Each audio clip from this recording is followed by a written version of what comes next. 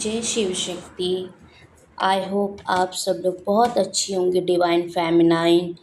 तो आज मैं आप लोगों को बताना चाहूँगी, आज का टॉपिक है एक डिवाइन फेमिनाइन को जब इस जर्नी के बारे में पता चलता है कि वो एक डीएफ है, तो उसे क्या फ़ील होता है, वो क्या सोचती है, उसकी उस टाइम कंडीशन क्या होती है। तो आज मैं आपसे इसी टॉपिक पर बात करूँगी। तो जैसा कि डिवाइन फेमिनाइन कोई भी हो सकता है, वो एनर्जी है एक, वो मेल बॉडी में भी हो सकता है और फीमेल बॉडी में भी हो सकता है। तो एक डिवाइन फेमिनाइन जो है यहाँ पर ना तो एज मैटर करती है कि वो मुझसे मेरा डीएम छोटा है या बड़ा है, उस यहाँ सोल की जर्नी है, सिर्फ ये सोल बेस्ड जर्नी है। तो एक डिवाइन फेमिनाइन मैरिड भी हो सकती है, अनमैरिड भी हो सकती है, या डीएम मैरिड हो सकते हैं या डीएम अनमैरिड हो सकते हैं, या दोनों ही डीएम डीएफ अलग अलग पार्टनर के साथ मैरिड हो सकते हैं। तो यहाँ पर मैरिड होना एक टैग नहीं है, यहाँ सिर्फ इतना ही काफ़ी है कि आप एक ट्विन फ्लेम हो। आपके लिए एक सोल की जर्नी है जहाँ सोल कुछ नहीं देखती, ना एज देखती है, ना रंग रूप देखती है, ना ही किसी तरह का भेदभाव करती है सोल।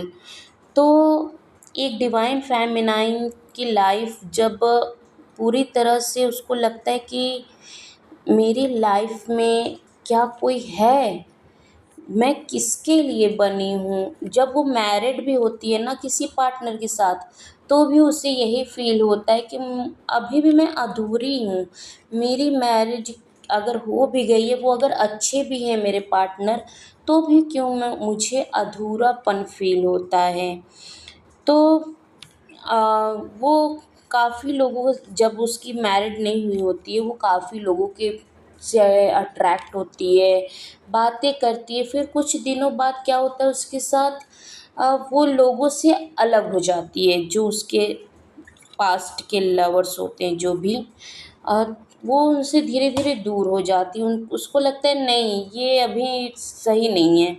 फिर जब उसकी मैरिज करा दी जाती है, उसकी फैमिली वाले जब उसकी मैरिज कराते हैं, तो फिर भी उसे एक अधूरापन सा फ़ील होता है कि मेरी शादी हो गई है, मेरे बच्चे हैं, फिर भी मैं एक अधूरापन सा फ़ील कर रही हूँ। वो उसका अधूरापन कोई पूरा नहीं कर पाता, अगर उसके पास लाख सोलमेट हो, लाख अच्छी फैमिली हो। फिर उसके बाद कुछ टाइम बीतने के बाद उसकी लाइफ में एक ऐसा पर्सन एंटर करता है जो उसका रियल डीएम होता है, और जब वो उनसे मिलती है ना, तो उसे लगता है कि यार मैं तो पूरी कंप्लीट हो गई। और जब मैं कंप्लीट हो गई हूँ, तो फिर अब तो सब कुछ सही है, हमारी तो अच्छे से बात हो रही है डीएम के साथ। हम कुछ डीएफ जो होती है वो फिज़िकल भी हो जाती है, और खैर डीएम तो होते ही हैं जो फिज़िकल डिमांड करते हैं। तो डीएफ भी फिज़िकल हो जाती है, लेकिन सारी डीएफ फिज़िकल नहीं होती। कुछ डीएफ जो है वो अपनी एक मर्यादा में होती हैं, उनको लगता है कि नहीं ये गलत है। भले ही उनका सामने डीएम हो, लेकिन उसे पता नहीं होता ना कि ये मेरा डीएम है। उसे तो पता तब चलता है जब डीएम उसे छोड़कर चले जाते हैं अचानक से। तब उसे शॉक लगता है कि यार मेरी तो दुनिया ही सारी उजड़ गई। जब डीएम आए थे तो मैं कितनी खुश थी, और अब मेरी दुनिया तो बिल्कुल ही चेंज हो गई। मेरी जो फैमिली लाइफ थी वो सारी चेंज हो गई। मैं बच्चों के साथ खुश थी, वो सारी चीज़ें कैसे बदल गई। मैं घूमती थी, फिरती थी, हँसती थी, बोलती थी। मतलब जो डीएम के आने के पहले की लाइफ उसकी होती है ना, वो भले ही वो तकलीफ़ में रहती है, लेकिन उसको लगता है कि वो लाइफ सही थी, डीएम के आने के बाद मेरी लाइफ कैसी हो गई। बिल्कुल सब कुछ चेंज हो जाता है जब डीएम डीएफ को किसी भी तरह से छोड़कर चले जाते हैं। सबकी सिचुएशंस अलग अलग होती हैं छोड़ जाने की, डीएम की। तो यहाँ पर बात ये है कि फिर जब डीएफ टूट जाती है पूरी तरह से, वो पूरी सोल शॉक जब उसे लगता है, फिर वो सोचती है, वो भगवान से बात करती है। डीएफ जो है बहुत स्पिरिचुअल होती है, वो भगवान से कनेक्टेड रहती है हमेशा। अपना दुख सुख सब भगवान से पूछती है, करती है। भगवान वो जो मेरी लाइफ में आया था वो क्या था, क्यों था, कैसे था।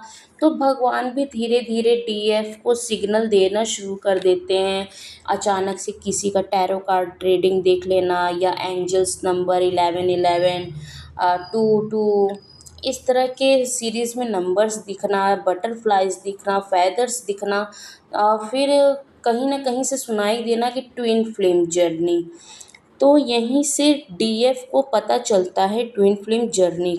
और जब डीएफ को पता चलता है कि मैं एक ट्विन फ्लेम हूँ, तो वो हर चीज़ों को सर्च करना शुरू कर देती है। वो अपनी नॉलेज को बढ़ाना शुरू कर देती है कि इसमें क्या होता है, कैसे हम अपने चीज़ों को कंप्लीट करें, क्या करें कि जो मेरा डीएम मेरे पास आ जाए। तो डीएफ मैं आपसे बस इतना कहना चाहूँगी कि आप कभी भी कोई गलत रास्ता चूज़ मत करिएगा, क्योंकि गलत रास्ते पे जाने का अंजाम भी गलत होता है। ये एक स्पिरिचुअल जर्नी है। आप अपनी हर बात डिवाइन को सरेंडर करिए और इनर वर्क पे फोकस करिए, क्योंकि सब कुछ इनर वर्क से ही पॉसिबल है। आप हर आपको अगर कोई भी गाइडेंस चाहिए तो आप मुझसे ले सकते हैं। आपको अगर कुछ पूछना है, आपकी कोई भी क्वेश्चन है, या आपके कुछ भी एक्सपीरियंस है इस जर्नी को लेकर के, तो आप कमेंट बॉक्स में भी अपने चीज़ों को रख सकते हैं, अपनी बातों को रख सकते हैं। आपकी जो भी प्रॉब्लम्स है आप वो पूछ सकते हैं, मैं आपको आंसर करूँगी कमेंट बॉक्स में। तो डीएफ आपको सिर्फ स्पिरिचुअल वर्क करना होता है, सब कुछ डिवाइन को सरेंडर कर दीजिए। इनर वर्क में जो भी करना होता है आप मुझसे पूछ सकते हैं, मैं आपको बता सकती हूँ कि आपको इनर वर्क में क्या करना है, कैसे करना है। तो आप सिर्फ इनर वर्क के ज़रिए ही अपने डीएम को पा सकते हैं, क्योंकि डीएम आपका ही है। वो अगर किसी थर्ड पार्टी में भी है ना, अगर उसकी वाइफ भी है ना, तो वो उसकी रियल नहीं है। अगर आपका हस्बैंड भी है ना, तो आपका वो हस्बैंड रियल है ही नहीं, क्योंकि आप तो रियल हस्बैंड वाइफ डीएम और डीएफ होते हैं, जो जन्म से पहले ही शिव शक्ति ने हमारी मैरिज करा दी है। जैसे एक शिव शक्ति हैं, वैसे ही हम हैं डीएम और डीएफ। जो डीएफ है वो शक्ति है, जो डीएम है वो शिव हैं। तो आप अपने डीएम को हमेशा शिव मानिए। हाँ, कुछ डीएम ऐसे होते हैं जो डीएफ को बहुत ज़्यादा चीट कर देते हैं। डीएफ बिल्कुल टूट जाती है उनकी चीटिंग से। कोई कोई डीएम जो होते हैं अपने डीएफ से पैसे भी ले लेते हैं। कोई डीएफ होते हैं वो मल्टीपल अफेयर्स में होते हैं, जिनकी वजह से डीएफ को छोड़ जाते हैं अकेला। तो बहुत सारी सिचुएशंस होती हैं जो डीएफ टूट जाती है। डीएफ कहती है अब तुम चले जाओ, मेरी लाइफ में मत आना, या डीएफ ही डीएम को ब्लॉक कर देती है। कभी कभी ऐसा सिचुएशन हो जाता है जब डीएम डीएफ को इतना हर्ट कर देते हैं, इतना पेन देते हैं कि डीएफ हार करके उनको ब्लॉक कर देती है। और कुछ डीएम अच्छे होते हैं, वो ज़्यादा हर्ट नहीं करते अपनी डीएफ को। तो आपको मेरा वीडियो कैसा लगा, लाइक एंड कमेंट शेयर ज़रूर करिए।